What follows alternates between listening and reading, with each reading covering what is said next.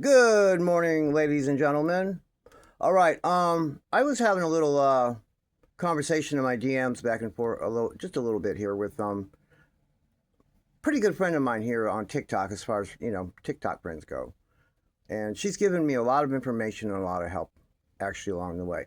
So shout out to Denny on here, Deni, my little buddy there, Denny, one of my friends on here, and she had mentioned something about, I was asking about Bree's court date, right?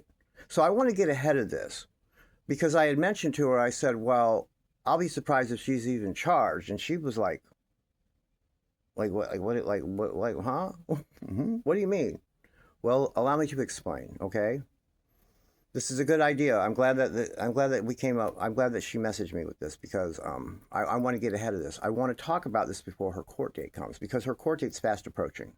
26, 27, 29, some shit, right? 29, some shit, right? All right. This is what I mean, okay? I believe that they set that whole thing up as a distraction with the police. Remember, guys, these people are ruling the world. We saw what they did with the whole cover-up in the case in Missouri. This would have taken one phone call. Let's see, who's GYPSY's go-to person is Mike Stanfield. Well, now they're saying, but just because she's saying that she's not affiliated with it doesn't mean shit. All right, last I know, that's her go-to. Mike Stanfield could make one phone call and could make this happen. Make a little fake arrest, the whole deal. All right, just to make a distraction. Because guess what, guys? Guess what happened? It was right when those FOIAs and those videos were out. It was right when it was horrible. And guess what happened, guys? For days, what did we do? We talked about nothing but Bree and that arrest. And then Sheena comes on and tries to serve as a distraction too. Being so over the top. Remember, guys, they'll do anything to distract from the princess. They're paid handlers by the Brotherhood. They're paid to do what they do. All right? And then, so we're all talking nothing about Bree, and then Sheena starts her outrageous behavior on there. You guys know the ridiculous shit she said about being in love with the psycho and about working on her fourth body and all. You guys, she's just being over the top, so we'll talk about her. Bree and them, Bree and her, they don't care if you talk about her, what you say about her. Listen, when their job's done here, they can just log out of these apps and they don't care and never to return. Okay, this is a job for them. Okay, and what I'm telling you is, these people revere GYPSY. You guys act like it's cult, like it's like a cult. It is sort of, I guess. They revere her and they look up to her. She performed a Judas sacrifice and took out her own mother in a torture ritual that culminated in a sacrifice. They look up to her. I'm telling you, they do. And they're paid. And I'm telling you, Mike could have made one phone call and made a whole setup fake arrest. Because what's the one thing we always joke about with Bree all along is we can hear her sniffing and that she's on meth, she's on meth. We've always said that about her. So, of course, a simple, quick little meth arrest isn't going to surprise anybody, is it? And also, guys, there's no victim in that crime. There's no victim, right? So there's no, you understand where I'm going? There's no victim. So they don't ever have to file those charges about meth because there's not going to be anyone pounding down their door, the state's door, saying, are you going to file these charges against her? You know what I mean? You didn't beat anybody up or rape anybody or steal a bunch of shit from someone. All right? And what I'm telling you is, they have up to 5 years, I believe, in Louisiana to formally charge her with that. And what I think happened is it was all just a big fake arrest. You guys, it was too good, man. She had a tail light out and then no insurance. You guys, these are the stereotypical cliche fucking things this is how people get arrested and caught with drugs in their car. This is exactly how it happens. They get pulled over because there's a tail light out. Okay, and then the people are acting weird and shuffling shit around, or a whole bunch of weed smoke comes barreling out of the fucking car. Okay, they're gonna search it then. Or, they're going to call your tag in when your ID, they call your tag in before they even fucking pull you over. And they know if the tag doesn't match the car. All right? They know if you got a fucking tag for a red Taurus and you're driving a fucking black Camaro. They know something's fucked up.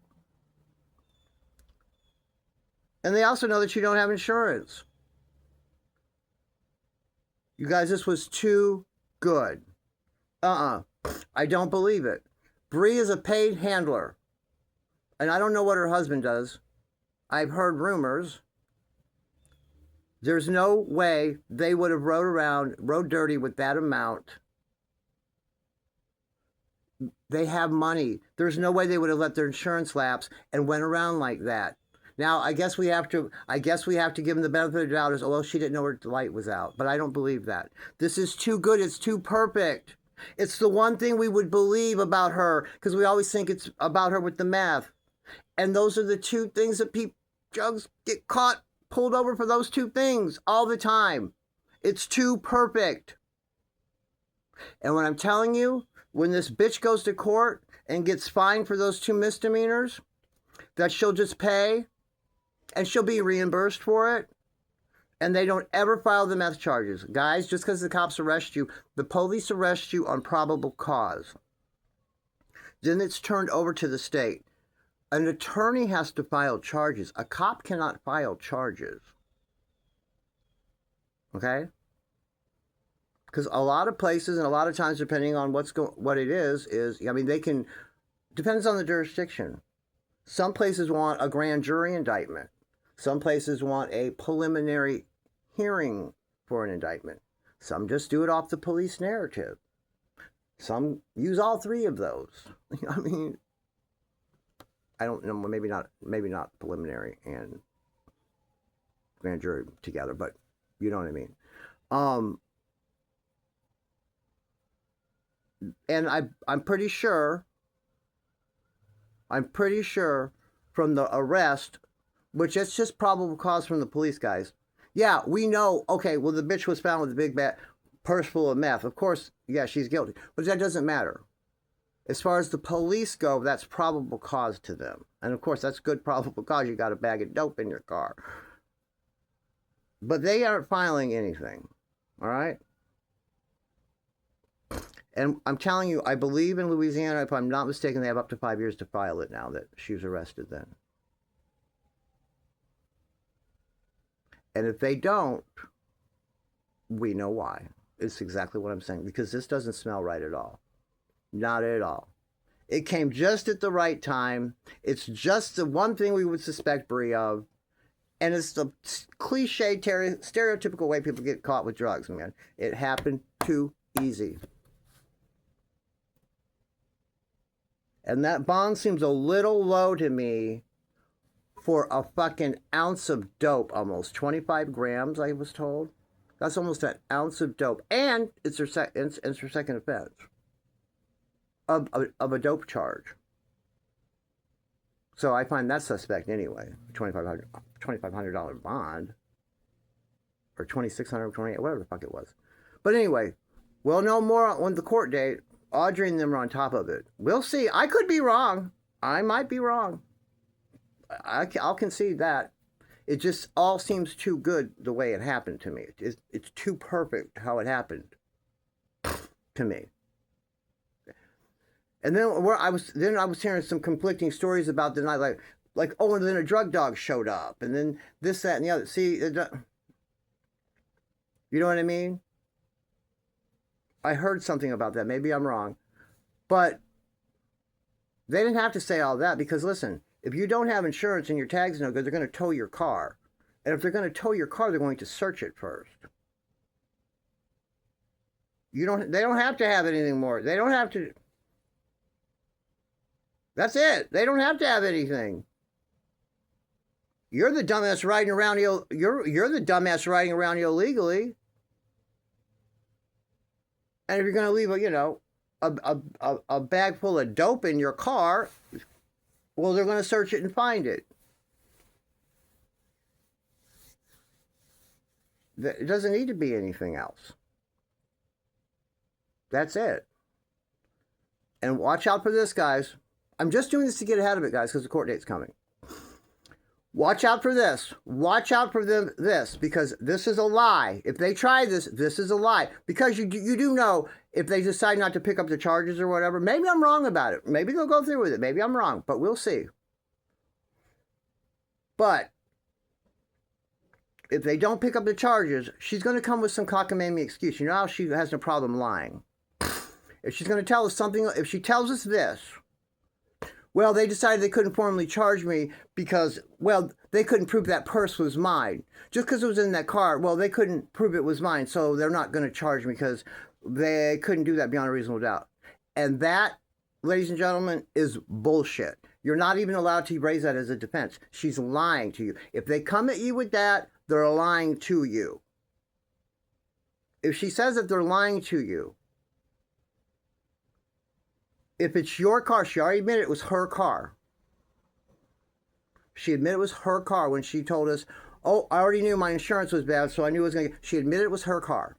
And if it's your car, it doesn't matter what the fuck's in there. It's on you.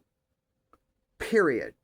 If you're borrowing someone's car, you're really still responsible too. But there is some case law on that one. Some people that got some shit reversed and got out of it on that one a little bit. There's a little nuance with that one. If you're borrowing someone's car. But if it's your car, you're responsible for it, period. So do not let this bitch tell you, well, it was my Aunt May's purse and they couldn't prove it was mine. So no, don't let them do it. Because she's lying. You cannot raise that as a defense. All right? I just wanted to stay ahead of this, guys. I love you, and I'll see you in the next one.